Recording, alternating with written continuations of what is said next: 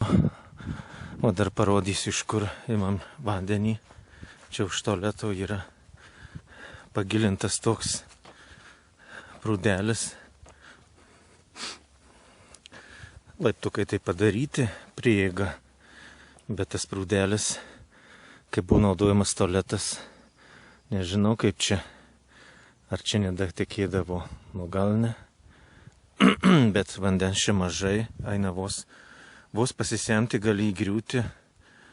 Čia kapus daugiausia lanko vyresnio amžiaus žmonės ir čia tikrai sunku pasisemti.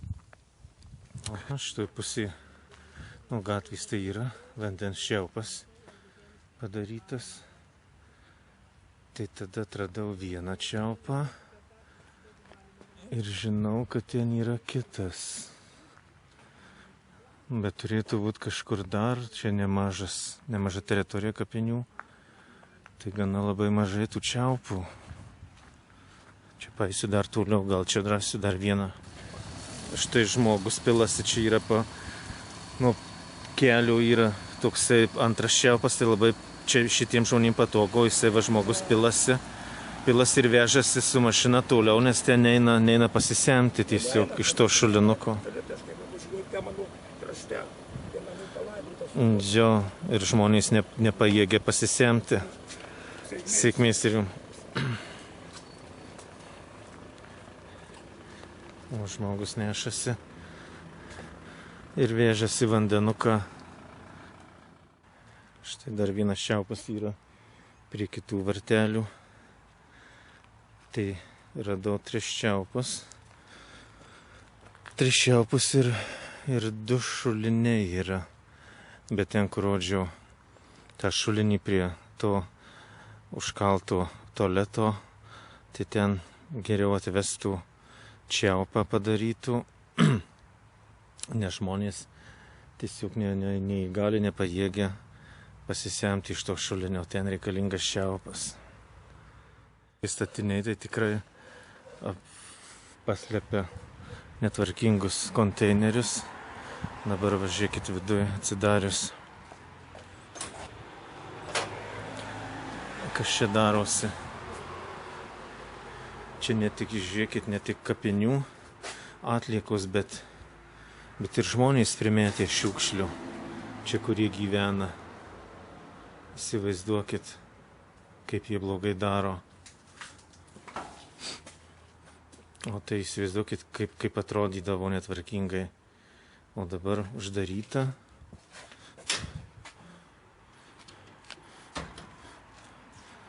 Uždaryta ir tvarkingai, nieko nesimato šabaškynų. Tai čia bravo, šaunuoliai. Čia vėlgi įvažiavimas iš pagrindinės Kauno gatvės į tokią aikštelę.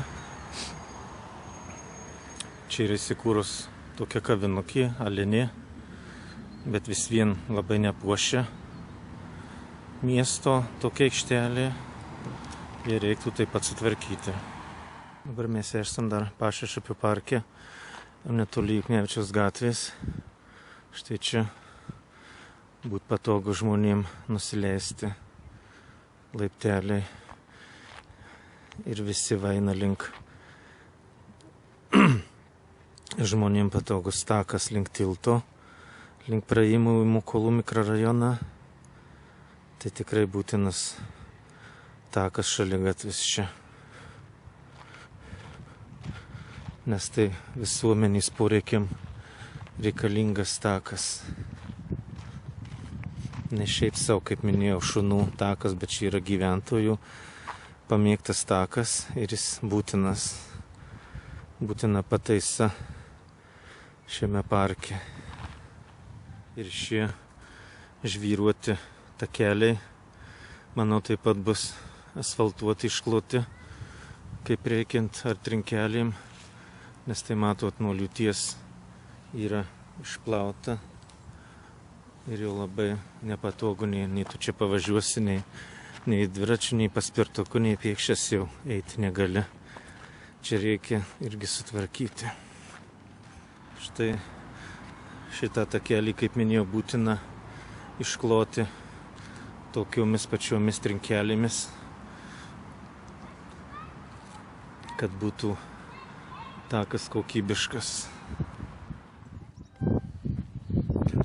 Dabar mes esame senosiuose Marijampolės žydų kapinaitėse, kurios buvo įkurtos 18 amžiaus antroje pusėje Degučių kaimo Pašišupio ant krantų viršutiniais terasos.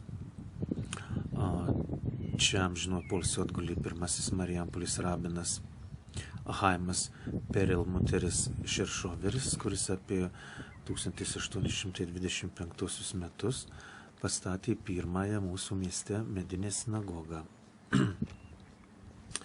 Taip pat manoma, kad šiuose kapinėse palaidotas Lietuvos nepriklausomybės kovų savanoris Izaokas Birgeris. Sovietmečiu kapinaitės bus sunaikintos ir nei vienas antkapis neišliko. O 1991 metais buvusiuose kapinaitėse pastatytas atminimų paminklinis akmuo. O dabar, kaip matote, buvo sutvarkytas vienas iš dviejų susikirtančių žmonėms skirtų praeiti šaligatvių takų šiame parkelyje atmintinam. Reikia sutvarkyti štai sekant į kitą takelį, kuris veda taip pat į Pašišupio parką. Ir štai nusileidimas nuo kalnelio, čia reikalingi laiptai, būtinai, kad būtų žmonėms saugu bet kuriuo metu laiku keliauti, tai būtinai reikia sutvarkyti.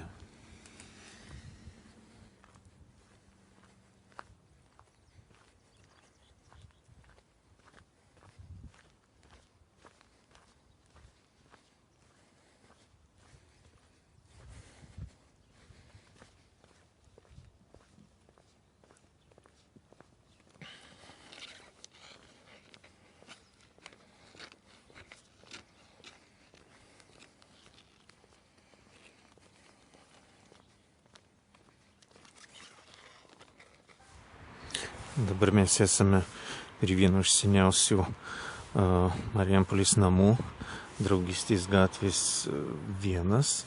Jisai statytas 1964 metais. Ir prašom pasižiūrėti,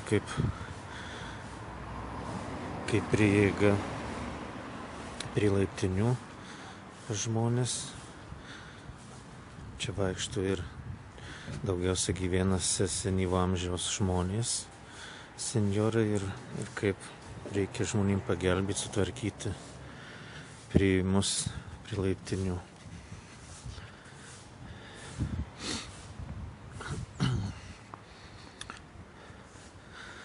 Tai parodysim sekančią laiptinę. Tai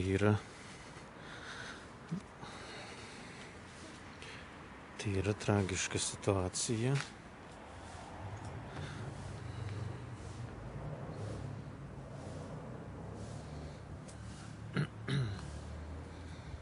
Tai žmonės, čia buvo, kur šitos kažkada grotelės buvo iššokęs metalinis strypas ir žmonės užkliuvo ir laimė, kad rimtų nebuvo susižalojimų.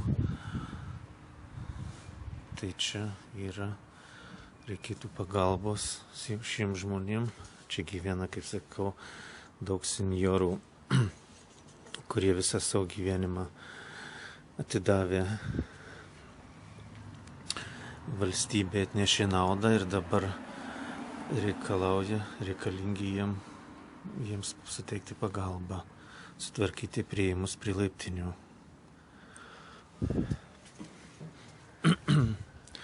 Ir čia dar yra toksai neaiškus koks postamentas, kuris trukdo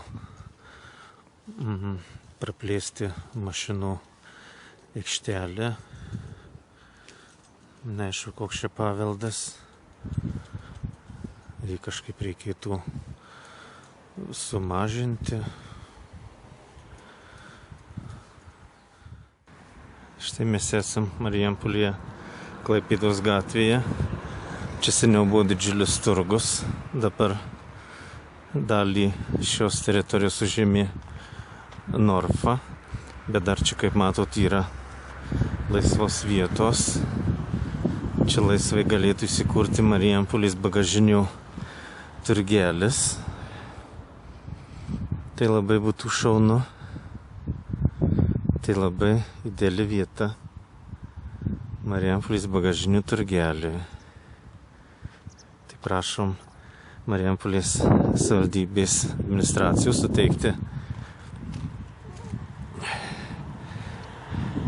suteikti šį plotą bagažinių turgeliui.